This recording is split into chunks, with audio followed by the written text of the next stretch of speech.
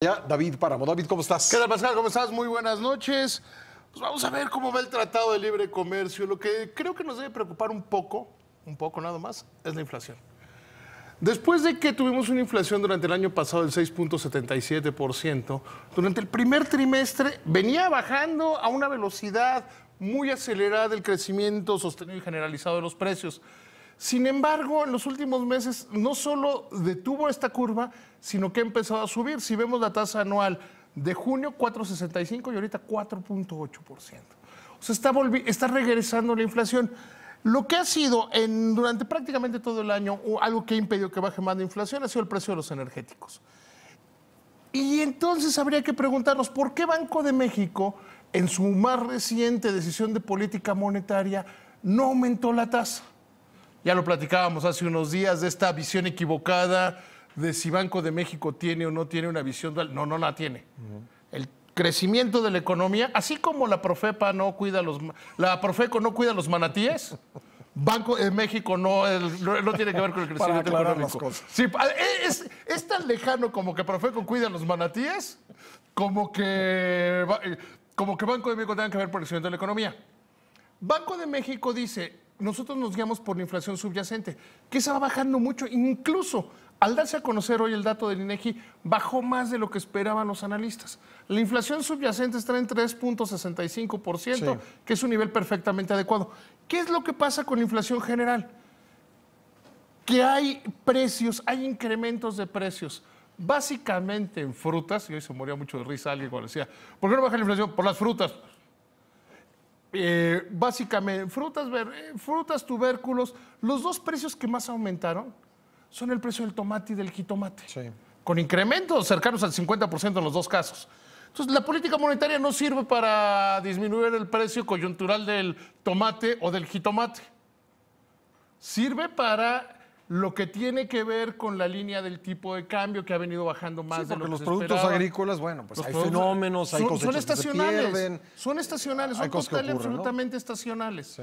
Los movimientos que vemos por ahí de abril con el precio del limón, sí, que esos pueden subir más dependiendo si hubo heladas o no hubo heladas, o en esta época del año el precio del tomate y del jitomate, pues esos no los atiendes con la política monetaria, no, pues no. Eso nada más es dejarlos e irte por lo que es la inflación subyacente, que está bajando más de lo que parecería. Pero sí es preocupante que la inflación esté quedando alta en 4.8%, pero no es como para angustiarse. Y vamos a otros datos que a mí me llaman la atención. Otros datos económicos que se han dado hoy a conocer. Hoy estamos viendo que el tipo de cambio está en niveles de 18.70 otra vez. Entonces, para todos aquellos que decían... Después de haber estado en 18.40 ayer. En 18.40. Sí. Para todos los que decían, y el efecto de López Obrador, pues modérense, no era el efecto. No estaba bajando por el efecto de López Obrador, ni está subiendo porque ya se haya acabado la magia de López Obrador.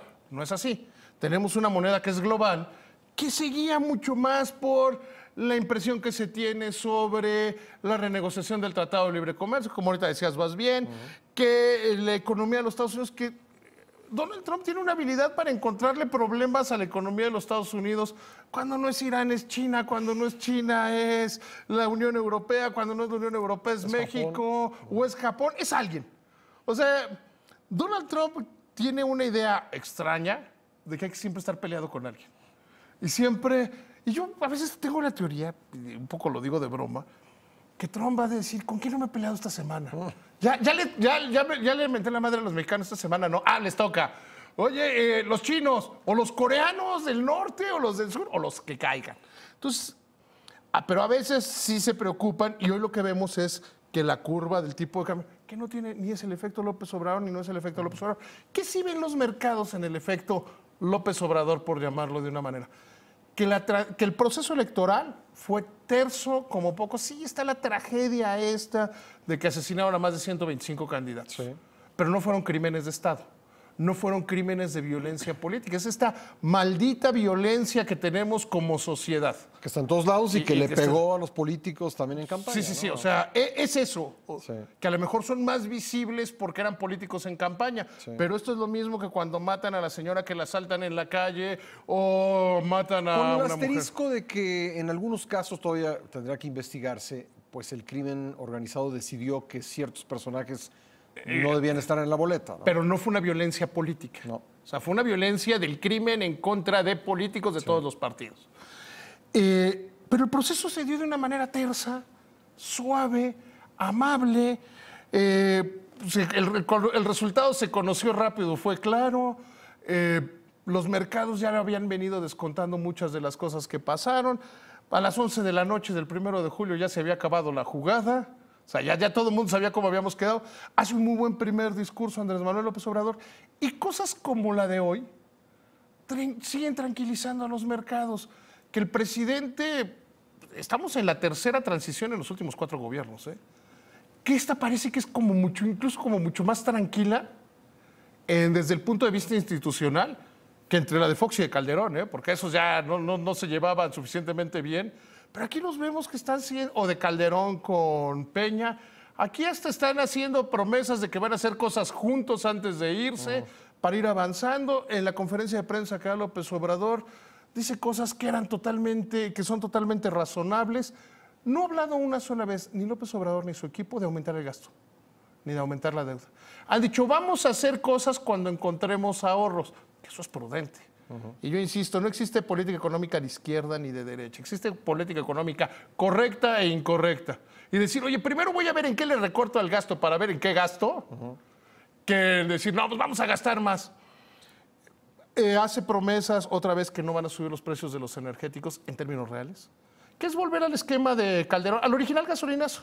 El original gasolinazo era ese, y ya en la anécdota confirma algo que era muy poco probable, que se fuera a integrar al equipo de López Obrador José Antonio Meade.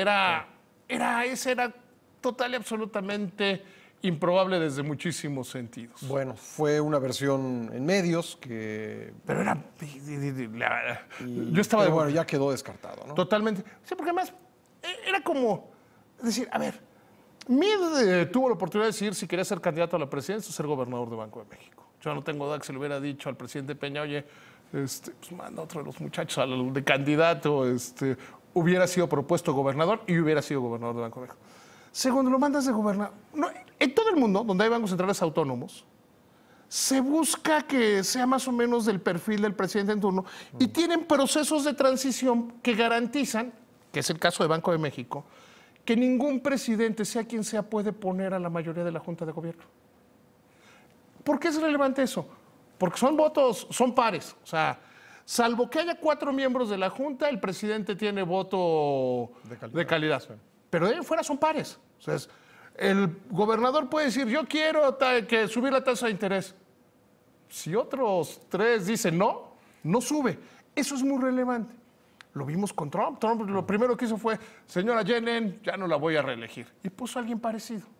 Entonces, no pones a alguien que tiene una visión económica distinta a la tuya. Y luego imagínate a alguien tan mediático, lo pones subgobernador para hacerle ruido al propio gobernador actual.